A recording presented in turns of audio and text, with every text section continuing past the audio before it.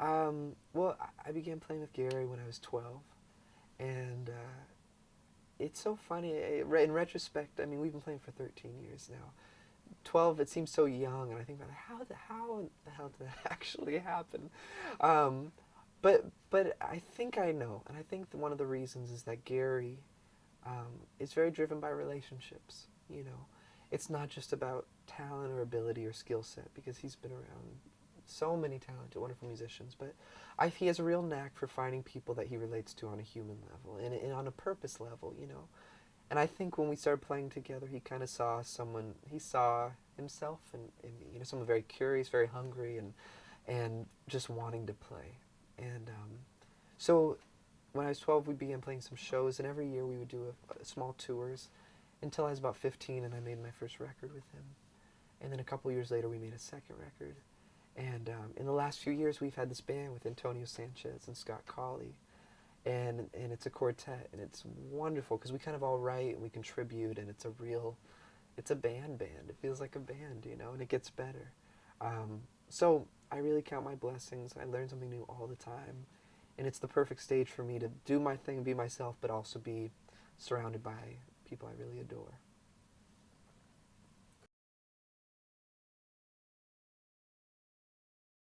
Well, as of this year, I've been very fortunate to be playing with Nels Cline, guitarist, who I'm a huge fan of. And actually, Jim Hall introduced us, Jim Hall and Brian Camilio.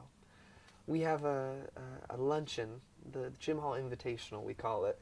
And in New York, we get a bunch of people together, and we go out to lunch with Jim, and Nels was there one of the days. And we hit it off right away, saw each other a few times that week at different concerts. But anywho, we have a project, and I'm thrilled about it because it's two guitars and it's mostly improvised.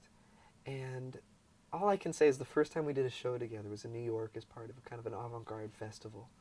Um, and I felt as soon as we started playing that I'd kind of found my people.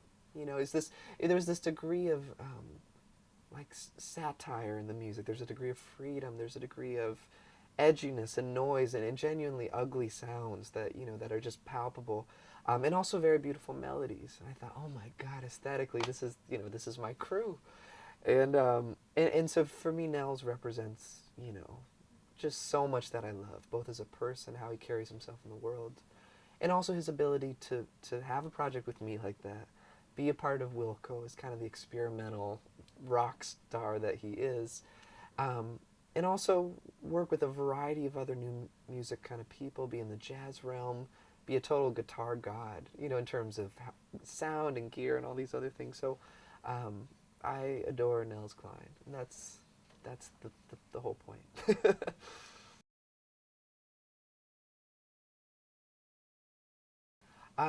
Well, this year is the year I'm going to try to make a solo guitar record. That doesn't sound very triumphant. I'm going to make a solo guitar record.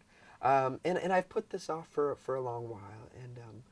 But I've been very fortunate to receive a grant that enables me to make this record. And that was kind of the intent was here. Go forth. Do something that's, what you want to do with, no strings attached. Just go for it.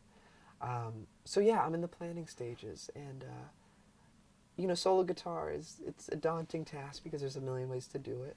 I have a hope of doing something that lives somewhere between the improvised worlds and the sonic realm, meaning kind of landscapes and different things that are just very pleasing to the ear. Not necessarily in a new agey way. I don't mean like that, but in the Nels Cline kind of way of like, well, how did he do that? Or the way Frizzell has kind of pioneered that for so many years.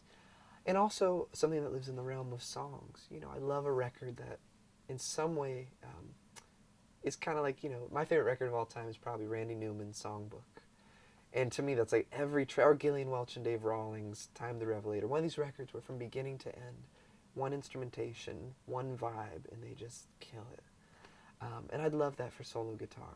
Something you could put on in any situation and just enjoy. So that's on the horizon.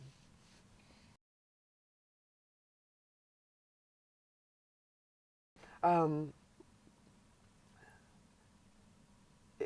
performance for me has changed a lot since I was young to now. When I first started, I remember I remember kind of not worrying about anything, and you just play, and you go, God, you know, I have a guitar in my hands, I'm playing, and they're nice, and I like the music, and it's really that simple, or it was for me.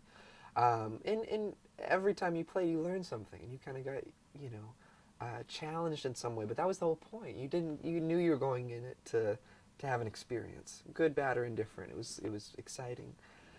And then in my teenage years, there was kind of a period where I became more self-conscious, you know, and I thought, okay, well, no, I have to be really discerning about how I play, and I can't just play anything I know, because now I know a little more than is going to come out in the show. So I have to pick from the archives, say, this is going to work, or I should, you know. And during that same period, I think I was very concerned with evoking a certain mood or feeling or response, you know, not necessarily a grand response, but I kind of had an idea of, you know, what I wanted to come across like.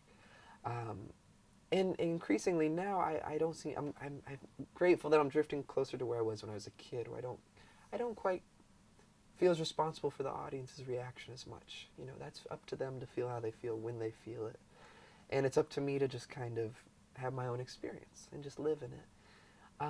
So, given that mentality, there's sometimes when rehearsals are wonderful because you put all your energy into that, so you can really just live freely on stage. And there are other times when that can totally stifle that experience, you know, where you go out and you thought, God, we've played for 3 hours prior to this 2-hour show and I have nothing left, you know. So I guess the true answer to that is I'm okay with both, and I'm fortunate to play with players who kind of know when to employ certain methods. There are sometimes, like with my own group, where we need rehearsals. We need them because it's a lot of through composed music. And then with other projects like Gary's, it's very much about the interpersonal relationship and what happens tonight, and that's it, end of story. So those are better without rehearsals. So it depends.